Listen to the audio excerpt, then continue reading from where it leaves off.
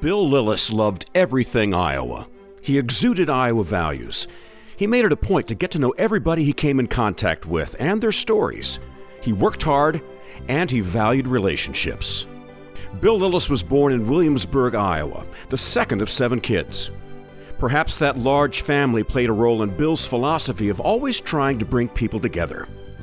Bill was only 14 years old when his dad died suddenly at the age of 43. Heeding his late father's advice that he would be a good lawyer, Bill decided to go to law school. He got his undergraduate degree from Drake and then graduated from Creighton University School of Law in Omaha. It was during this time, in 1967, that he married Kathleen Porto. Kathleen knew right away that the two of them would call Des Moines home, which they did for the next 51 years.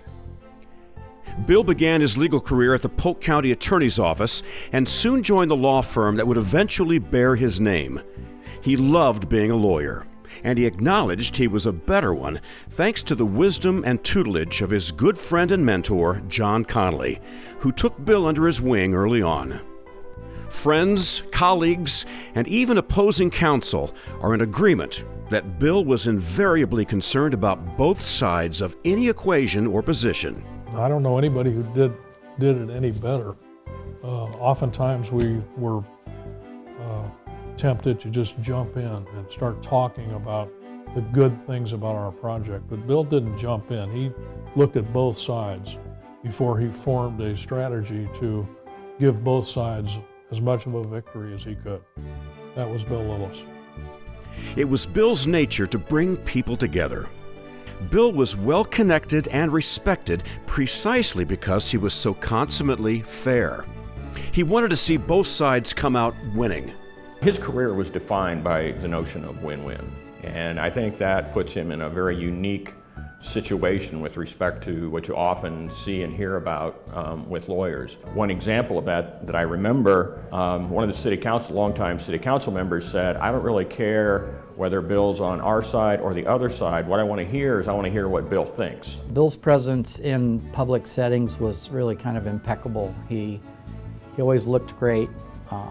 He was an impeccable dresser. He was always put together.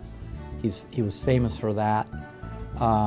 When he talked, people wanted to hear what he had to say, and he was always prepared, and he was always very effective in a public setting. I always gave him a hard time whenever I'd go to a meeting. He would introduce himself and he would say, "I'm Bill Lillis from the Lillis O'Malley Connolly Law Firm," and he'd give their address, and I'd say quietly, "Bill, I think they know who you are. You don't need to say that every time," and he'd say, "Well, that's just what I do." But that was always kind of funny to me because he very rarely needed an introduction.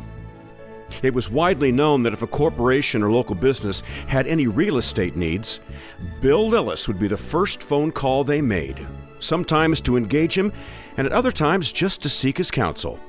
People wanted to hear from Bill. How would he handle this? Or do you think we can get this done or not? And Bill would think about it, and whether he was getting paid for it or not, he would give his advice. And his advice, in my opinion, and in my experience, was invariably accurate and good. So that's how he built his reputation, and he deserves to have the honor that is being bestowed upon him. He's a very special guy. Even as an attorney, Bill played a huge part in the Central Iowa business community. Bill was obviously a very successful lawyer. His clientele was a who's who of Central Iowa and all of Iowa.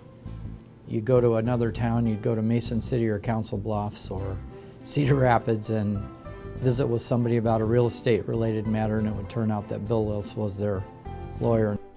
Regarding Bill's focus and emphasis on fairness, Des Moines businessman Jim County summed it up when he said, "Bill was a Democrat, but no one knew it."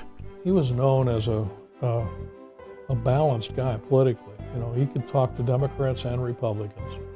And that set him apart to some extent, because depending on what venue you're working in, is this a Republican venue or a Democratic venue, you might be tempted to hire a lawyer accordingly.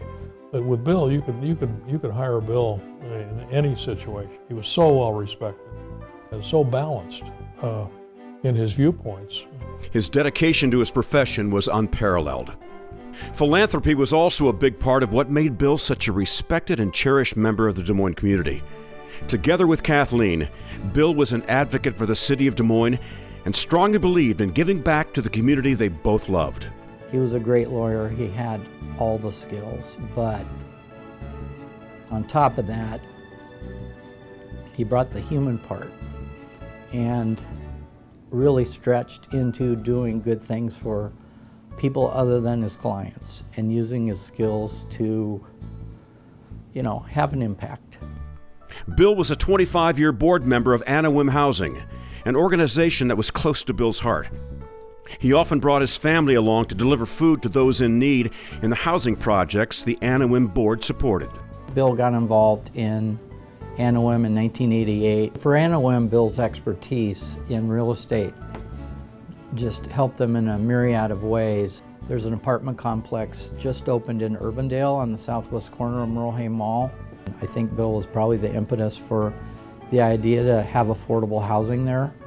It got approved, and now a lot of people are going to live in a pretty nice place called the Lillis Lofts. The thought for Bill of somebody not having a home was hard for him to get his arms around. Bill served on numerous boards and committees of the Diocese of Des Moines, was a member of the Dowling Catholic Foundation Board, as well as being a supporter and advocate for many organizations, including United Way, Men on the Move, Des Moines Arts Center, Drake University, Salisbury House, Easter Seals, and Central Iowa Shelter and Services. He was so persuasive that he was a terrific board member. He wasn't afraid to speak up.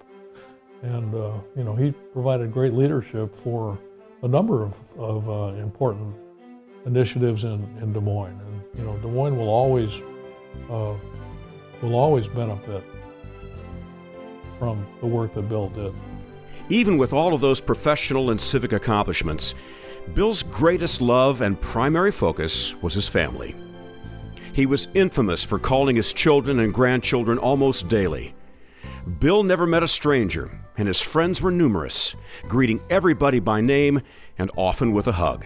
He made people feel special, and it wasn't just his clients, it wasn't just Tom Harkin, it wasn't just people that were well known. He made everybody feel special, and he had a relationship with people that was amazing to watch. They just were attracted to him, and he made them feel like they had something special just between the two of them.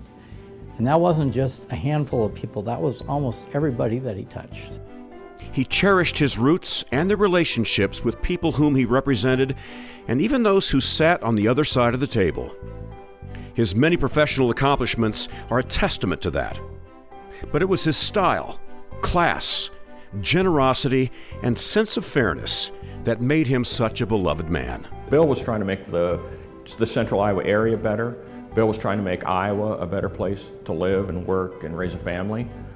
Bill felt a deep loyalty to the state of Iowa, a deep loyalty to central Iowa, because that's where he lived. That's where his family was. And Bill would do everything he could to try to make central Iowa a better place, and he did. And you'll see his fingerprints, if you will, on things all over the central Iowa area. And we owe a huge, huge debt of gratitude to Bill, to his family, Kathleen, his children, for all the support that they provided over the years. I couldn't be prouder to have Bill Lillis in the Iowa Business Hall of Fame. Please welcome Bill Lillis into the Iowa Business Hall of Fame.